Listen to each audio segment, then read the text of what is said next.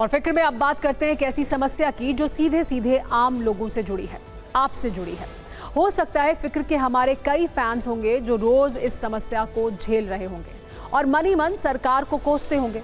यह है बिजली कटौती की समस्या। एक तो भीषण गर्मी का मौसम, उसमें भी अगर बिजली नहीं रहे तो क्या हाल होगा, आप कितने परेशान होंगे। उत्तर प्रदेश के कई जिलों में पिछले कुछ दिनों से ऐसा ही हो रहा है। कई बार तो ऐसा होता है कि दिन में सिर्फ 3 से 4 घंटे बिजली रहती है, औसतन सिर्फ 5 से 6 घंटे बिजली रहती है। कई शहरों के लोगों का यह आरोप है कि यूपी में बिजली के बिना अंधेरा कायम है। यहाँ पर सोच कर देखिए, ऐसे वक्त में आपके विधायक को क्या करना चाहिए, आपके सांसद को क्या करना चाहिए, आपके बिजली मंत्री को क्या करना चाहिए। यकीनन आम लोगों की समस्या पर काम करना चाहिए, आम लोगों की इस दिक्कत को दूर करना चाहिए। लेकिन यूपी के बिजली मंत्री क्या कर रहे हैं, ये जानकर आपको हंसी आएगी, हो सकता है गुस्सा भी आए। दरअसल यूपी के ऊर्जा मंत्री अरविंद कुमार शर्मा का एक वीडियो वायरल हो रहा है जिसकी चर्चा हर तरफ हो रही है। आज इस वीडियो को आपको देखने की जरूरत है ताकि ये समझ सकें कि आपकी फिक्र पर आपके मंत्री कितने फिक्रमंद हैं, आपकी चिंता पर आपके मंत्री कितने गंभीर हैं। ये वीडियो जौनपुर का बताया जा रहा है। स्थानीय लोगों ने मंत्री जी से बिजली कटौती की शिकायत की। स्थानीय लोगों ने यूपी के बिजली मंत्री से कहा कि बिजली नहीं आ रही साहब, सिर्फ 3 से 4 घंटे बिजली मिलती है। इस शिकायत को बिजली मंत्री ने अपने विशेष अंदाज से नजरअंदाज किया।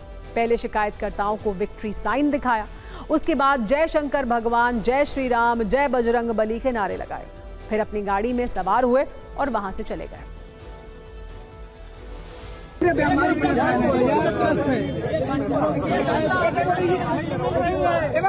केवल 3 घंटा बिजली मिल रहा है, 3 घंटा 24 घंटे में 3 घंटा बिजली मिल रही है सर।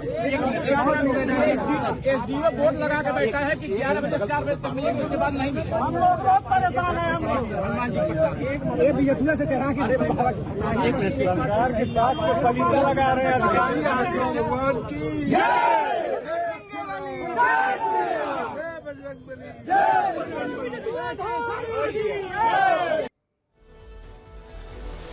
मीडिया रिपोर्ट के अनुसार ऊर्जा मंत्री ए.के. शर्मा बुधवार को जौनपुर में कार्यक्रम में हिस्सा लेने जा रहे थे। लोगों ने फूल माला से उनका स्वागत किया।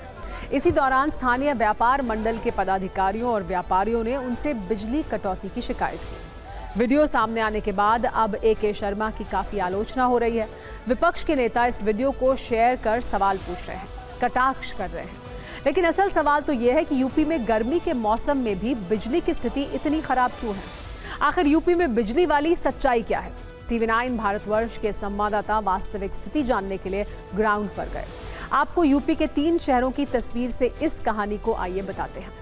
झांसी की बात करें तो यहाँ के काशीराम कॉलोनी के लोगों का यह आरोप है कि 7 दिन से बिजली गुल है। परेशान महिलाओं ने प्रदर्शन किया, घंटों तक जाम लगाया, बिजली विभाग के खिलाफ नारेबाजी की।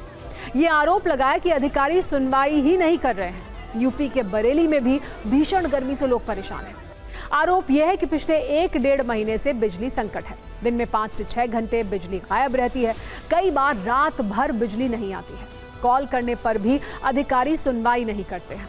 आप सिर्फ 120 सेकंड के न्यूज रील में देखिए यूपी में आम जनता बिजली कटौती से कैसे परेशान है।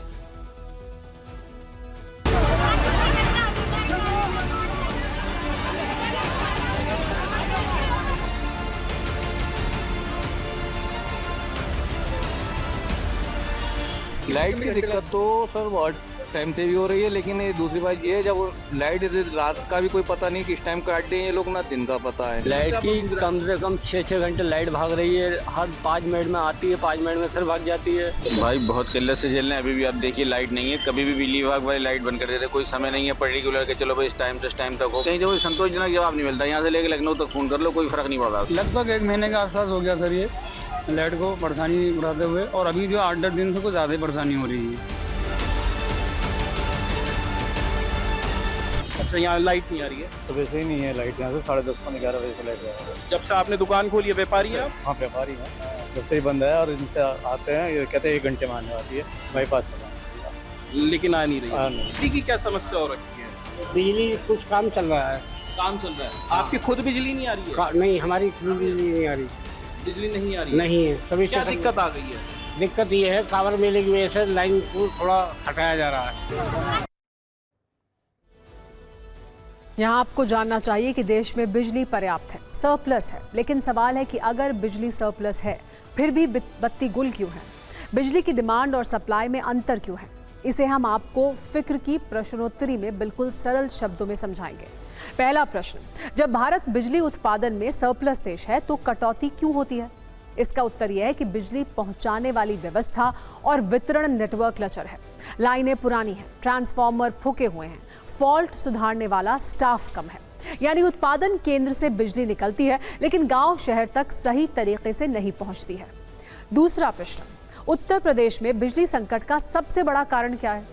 उत्तर प्रदेश में यूपीपीसीएल पर 1 लाख करोड़ का घाटा है। बिजली बिल बकाया भी 33,000 करोड़ के पार है। 62 लाख उपभोक्ताओं ने बिजली बिल नहीं दिया है। बकाया उद्योगों, विभागों, सरकारी दफ्तरों, किसानों और आम उपभोक्ताओं पर है। यानी बिजली विभाग खुद कर्ज में डूबा हुआ है। तीसरा प्रश्न, बिजली कंपनियों के इस घाटे की जिम्मेदारी किसकी है?